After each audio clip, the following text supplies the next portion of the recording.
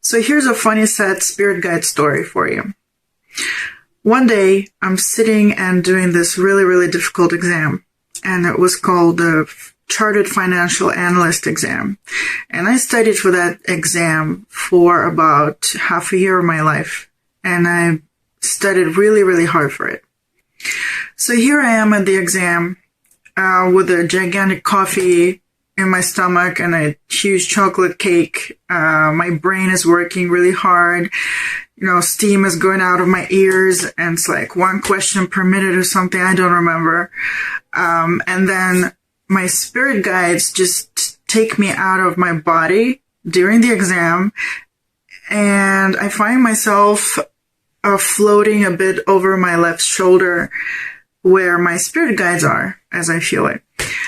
And I'm looking at myself from the side, from my shoulder, doing the exam. And the experience itself wasn't that shocking for me because I've had a lot of spiritual experiences in my life before that anyway.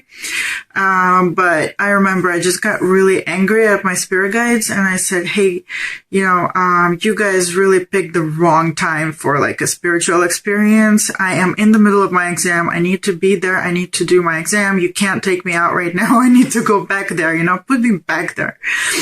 And I was very angry. And then my spirit guide said, the exam, don't worry about that. Your physical body will do the exam perfectly fine without your participation. It will be fine. Don't worry. And well, that kind of sent, I would say it sent like a vibration of realization, which I already kind of knew this before, but it was just like a confirmation of sorts that, the knowledge that we memorize, like facts and formulas and decision trees, like, if this, then do this. That all stuff, I feel, is physical. Somehow it's a physical knowledge that you regurgitate. And so my physical body could do that exam without me. And the physical body, I think we really undervalue what our physical body is as compared to soul.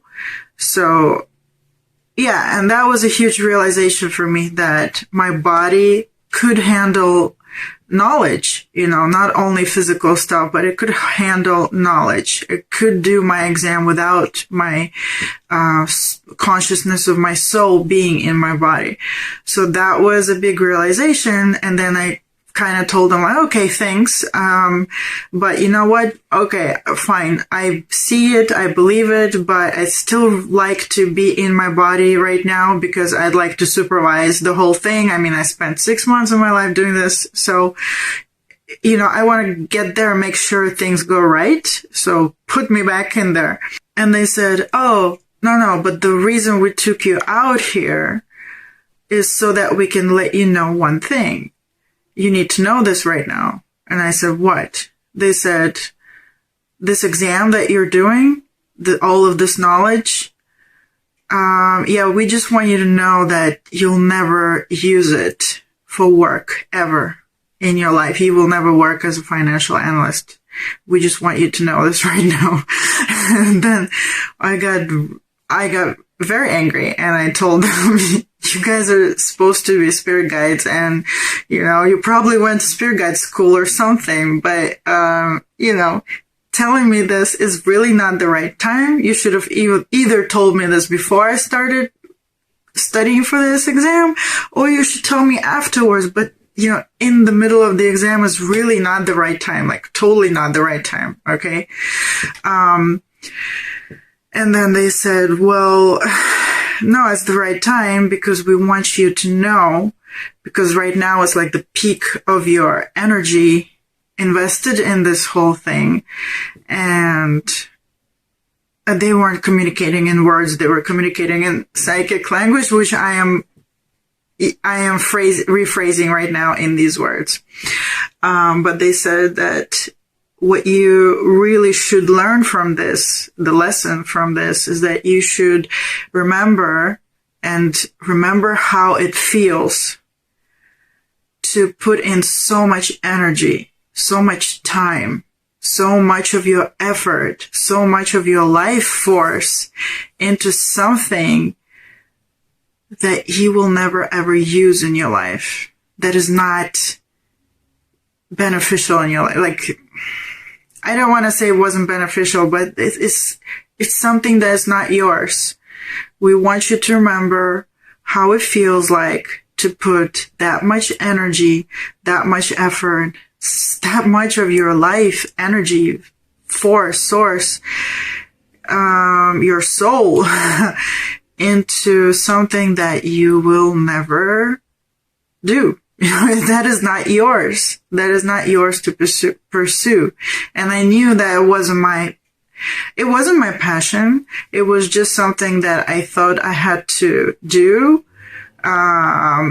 because what I wanted to do, like writing and art and actually spiritual studies, I was told that I couldn't do it, or I could do it on the weekends, by my father, as long as I had a real job, right? And I thought, well, financial analyst feels like the least painful thing I can do every single day of my life, on the weekdays, so that I can do the thing that I love on the weekends. And yeah, that was how my spirit guides taught me to always remember that before I ever decide to put any of my significant energy, not even a lot of energy, even a small amount of energy of my life, my life's time, my life's energy, my soul's resource, my soul's attention,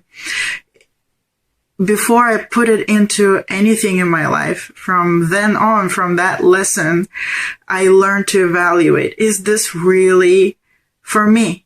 Does this really make me feel alive? Is this really something that's going to invest in me feeling more alive in this life of mine? Or am I doing it just because I was told to? Because I should? Or someone said I should? Or because it's polite to do it? Or because it looks good to do it? Or because because I feel guilty not doing it? And all of these million reasons and excuses that we sometimes, for reasons of which we sometimes end up doing stuff in our life, often just turns out to be, for nothing. So yeah, I'd like to share my lesson that I got from this is, if you find yourself making a decision to invest your time and energy into anything in your life, just ask yourself, why are you doing it? Is it really something that's going to make you feel alive in this life of yours? Or is it something that perhaps you're doing out of fear, out of guilt, or out of our sense of responsibility, or a sense of, politeness, or anything else like that? And I'm not saying that, don't be polite, obviously, but just reconsider why do this?